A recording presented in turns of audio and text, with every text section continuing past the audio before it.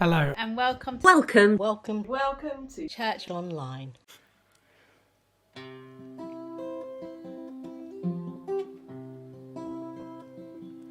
Lord, I confess, bowing here, I find my rest. Without you, I fall apart. You're the one that guides my heart.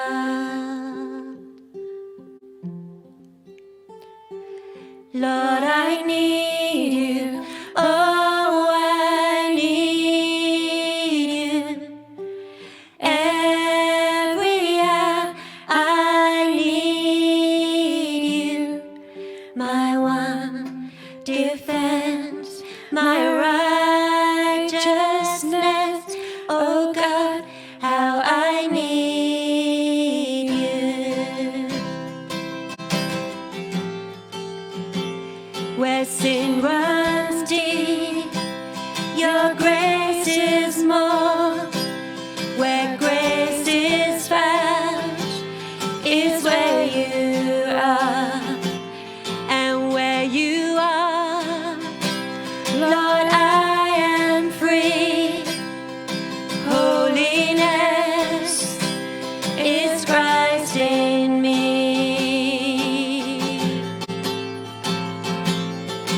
Lord, I need you. Oh, I need you.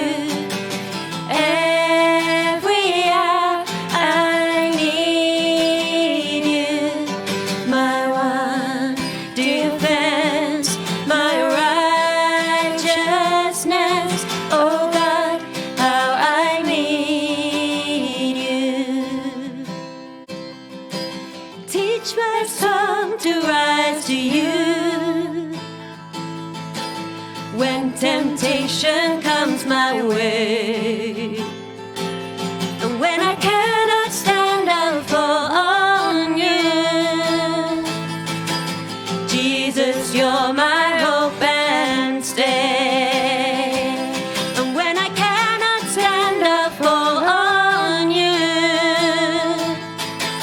Jesus, you're my hope and stay.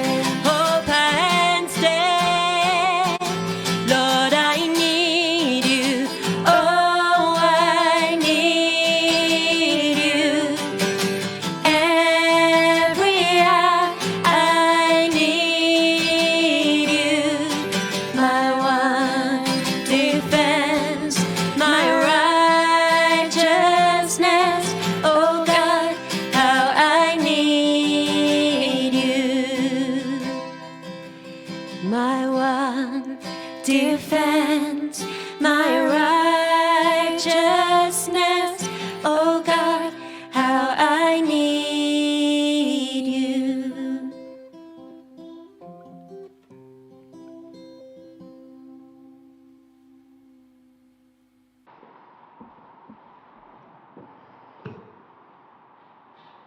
So, as Claire said, today we are looking at the first spiritual pathway, which is probably my favourite, to be honest, which is connecting with God through nature. There is, I think it's, I always read this word wrong, so it's naturalists. Is that the, okay, because I think it's the other word sometimes, and I read it a bit wrong. So, what we're going to do, so throughout this whole series, we're going to look at each of the spiritual pathways each week, and we will get to have a go at it as well, which is quite fun. So seeing whether that is a good way that we connect with God. So it may be that this is a way that you know you connect with God really well, and it may be that actually you'd much rather be inside and that nature's not really your thing, and that's okay. We are all going to have a go later. So then I'm going to read a few more Bible verses that talk about seeing God through nature. So we had the one that we just looked at with the lovely actions, and there is another one which won't be the first two slides, it'll be after, which is in Psalm, again it's another Psalm. I think David quite likes nature, which which is Psalm 65, verses 6 to 13, and that says, "Who formed the mountains by your power, having armed yourself with strength? Who stilled the roaring of the seas, the roaring of their waves, and the turmoil of the nations? The whole earth is filled with awe at your wonders. Where morning dawns, where evening fades, you call forth songs of joy. You care for the land and water it. You enrich it abundantly. The streams of God are filled with water to provide the people with grain. So you have ordained it. You drench its furrows and level its ridges. You soften it with showers and bless its crops. You crown the year of your bounty, and your carts overflow with abundance. The grasslands of your wilderness overflow. The hills flow with gladness. The meadows are covered with flocks, and the valleys are mantled with grain. They shout for joy and sing." So that was quite a long one, another long one, like earlier. And just an example, like in the Bible, how they talk about this amazing world that God has created for us and the different ways that God uses it. Like they were saying, like the streams are filled with water to provide grain, and the calming the roaring of the seas, and that like looking at how the power of this world and how that shows God through that. And another one is in Romans 1, verse 20. And it says, "For since the creation of the world, God's invisible qualities, his eternal power and divine nature have been clearly seen, being understood from what has been made, so that people are without excuse." And in that one, it's kind of saying, from what I understand, it's like through the world, like you can see all these amazing powers of God that we can't often visibly see. But in creation, in this world he's created, it can show that. It reflects God's amazing qualities. And that you can't really excuse it when you look at some of the things in nature about how amazing God is. And through this, you can see how we can also connect with God through nature, because it is this world he created, and this world that we were then called to look after in Genesis. And it can show us how we are then called to connect with God. We can connect with God through nature. It does also say later on in Romans about making sure that we are worshipping God in creation, not worshipping creation. I think it says that in Romans 25, Romans 1:25, which is a bit later on in that chapter, and talks about how we need to make sure that we are worshipping God. Because I think quite often, well, with anything, we can turn the other way and start worshipping something over God. But it's about worshipping God through nature. And like when you look outside, like what do you see? When maybe you like to sit outside with a cup of tea or coffee and just be in nature or listen to birds sing. I remember when my great auntie, she was deaf from the age of 5 because she had meningitis when she was 5 and she was deaf.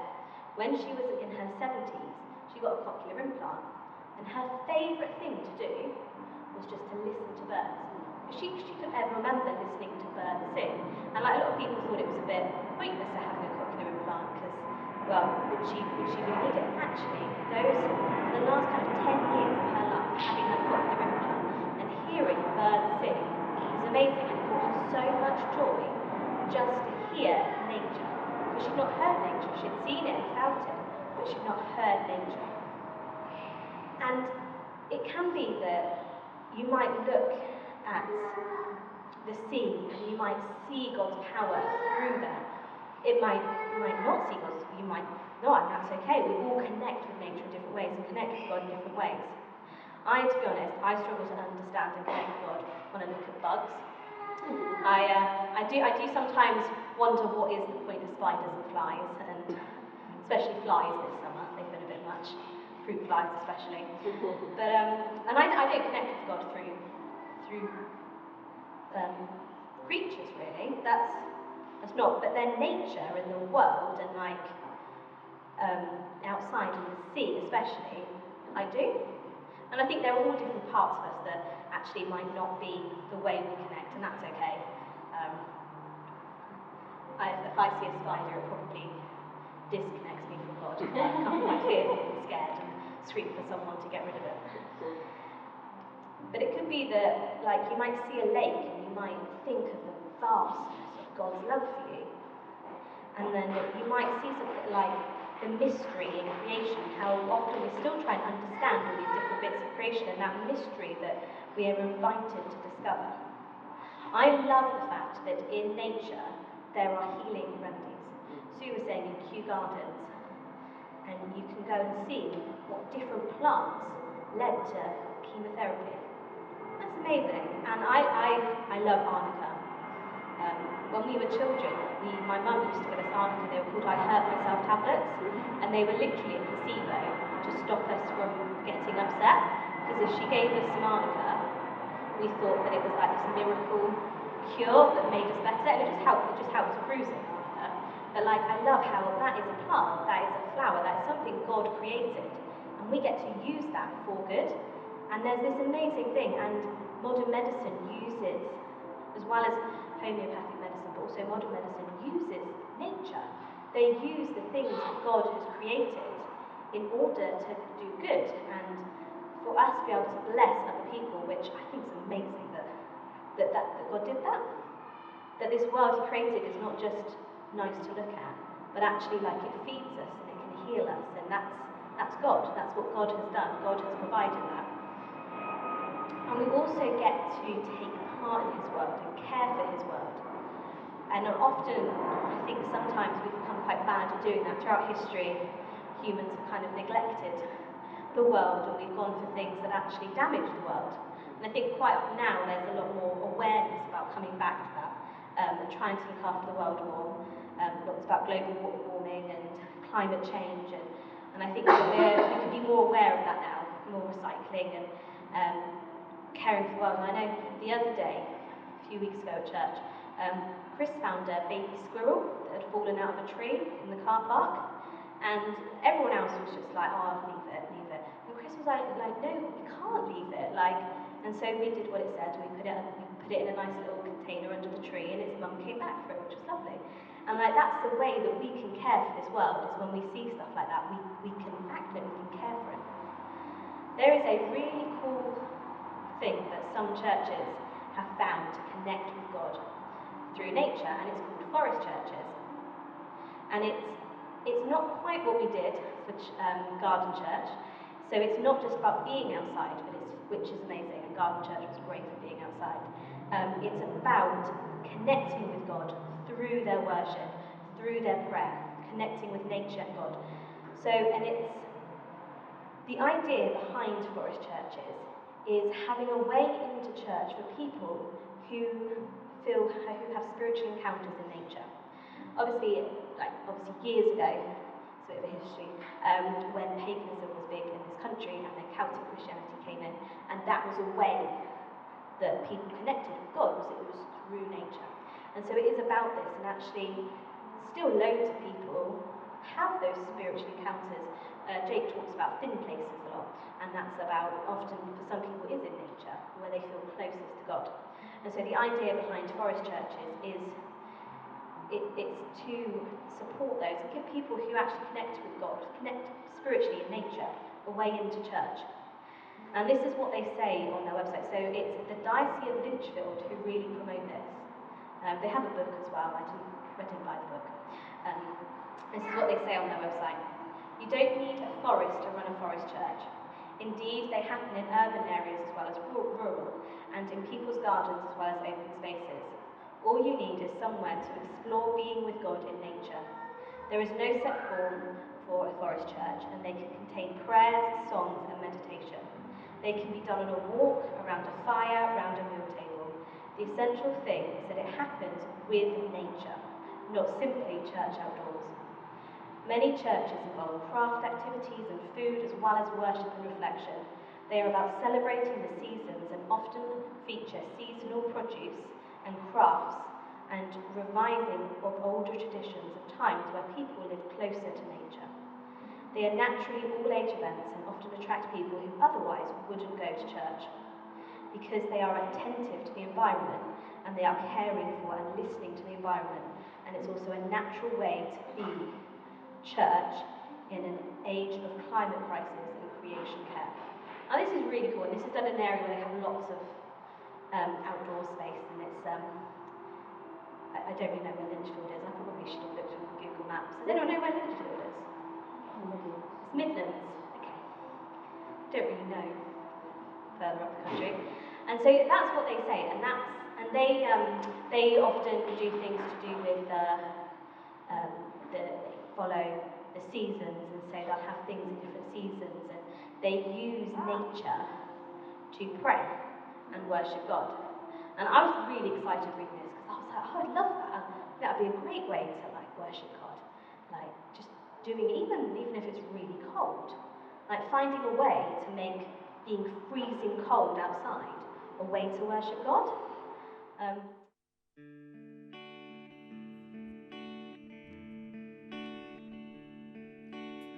People come together, strangers, neighbors, our blood is one. Children of generations, of every nation, of kingdom come. So don't let your hearts be troubled. Hold your head up high, don't fear no evil. Fix your eyes on this one truth. God is madly in love with you. Take courage, hold on, be strong. Remember where our help comes from. Whoa, whoa, whoa.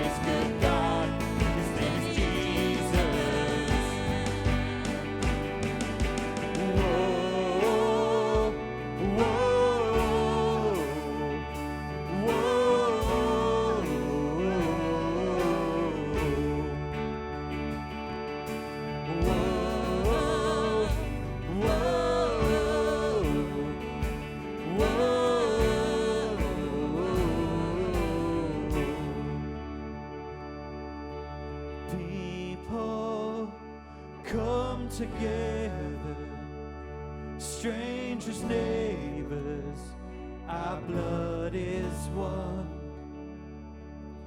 Children of generations, of every nation, of kingdom come. Thanks for being here with us. Here today.